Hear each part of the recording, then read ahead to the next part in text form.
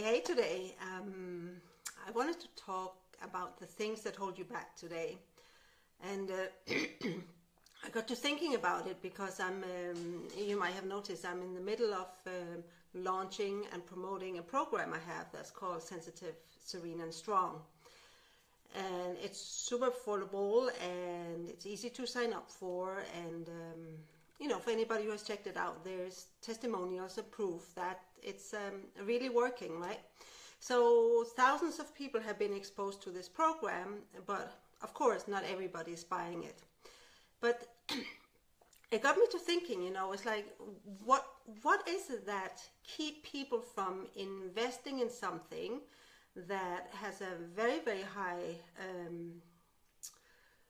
potential for really being life-changing, and also is completely risk-free because I offer a full money-back guarantee. So I just got to think about, what are the things that holds us back, especially when it comes to things that could actually really carry us forward in life and bring about the changes that we say we want. So, it's like if we put it up, very dramatically, it's like in these situations where it seems like people have everything to gain, everything to win, and nothing to lose, which is, it's like this is the kind of thing I try to implement when I, tell people about any of my programs is, hey, it's full money back guarantee if you don't get anything out of it after you have tried it. So, in this case, okay, it's like you have everything to win, so what will keep you from doing it? Of course, every time I begin to wonder about these things, I go back and look at myself. So I know today that if I would come across a program like this and it would be a fit to either a problem I had that I really wanted to have solved, or there was a very, very high probability that it would help me make changes that I really wanted to make in myself or my life, and would help me make boost or accelerate my journey forward in life.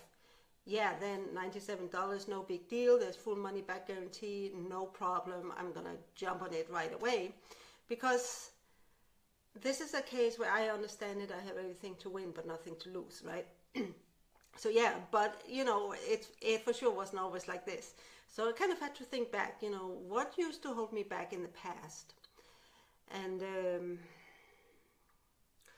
as I was, my notes are down here, so that's why I'm looking down. So it's like I kind of remember 4 main reasons why I would not have accepted an offer like this in the past.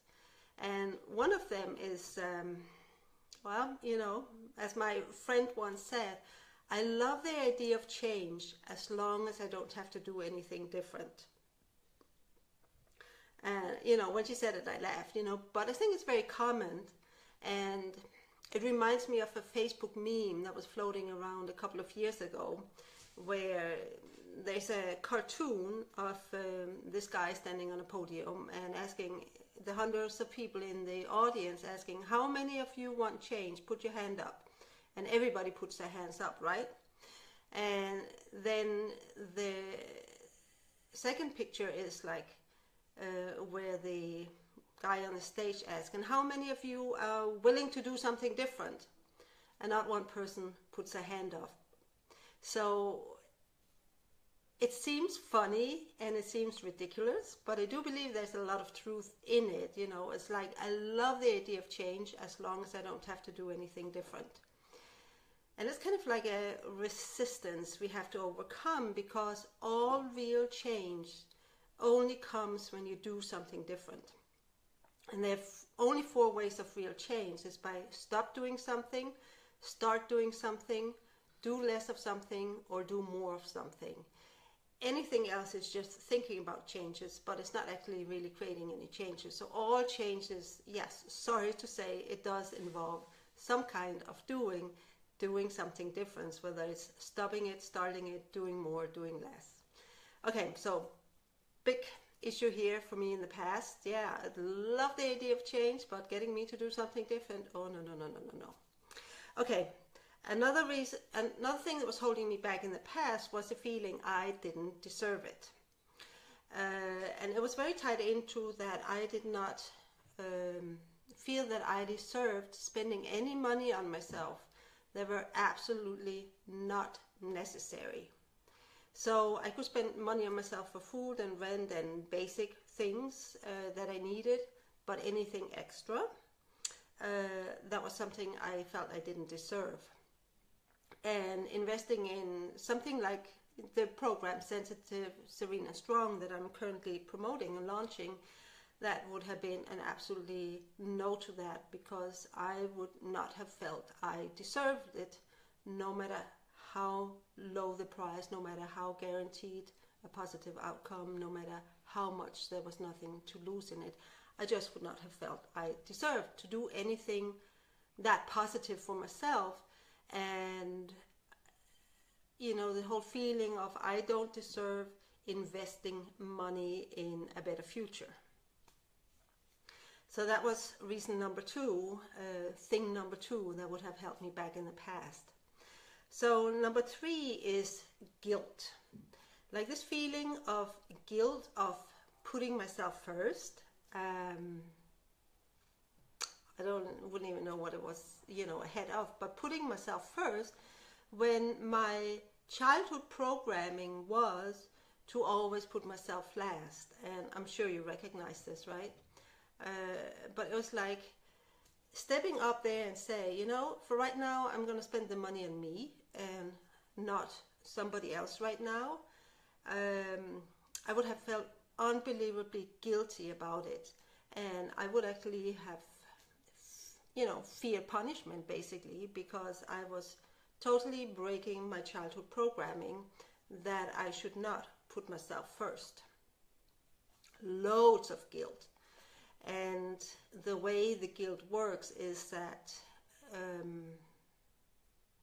a lot of times the guilt just begins to pop up and you're so brainwashed to not do the things that you feel guilty about, or I should not say you, because I don't know if it's true for you, but me and other people have been so brainwashed to not do the things we feel guilty about, that if just the first seed of guilt starts sprouting in your consciousness, you just back out of it right away because, oop, guilty, I shouldn't be doing that. And the fourth thing that I remember that would have helped me back in the past is, of course, fear.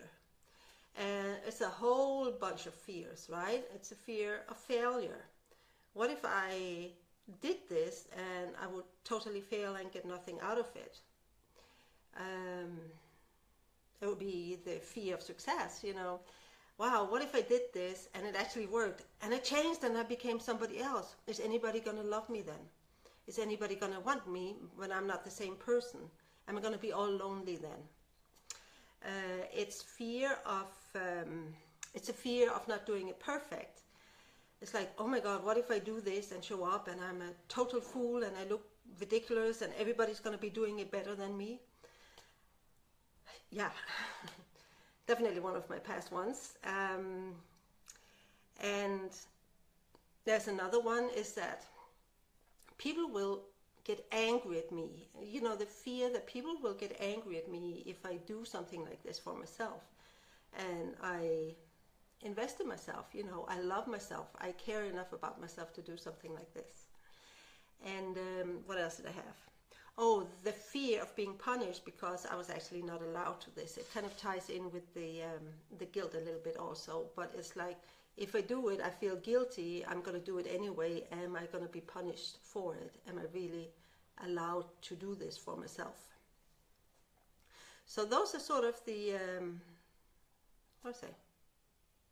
Yeah, I think I covered the ones I wanted to talk about. So those are kind of the things that came to my mind when I started thinking about what are the things that would hold you back from stepping forward and investing your time and energy into something you know is going to create a positive change and is going to boost and accelerate your journey forward to become the person you love to be and to create the life that you would love to live, right?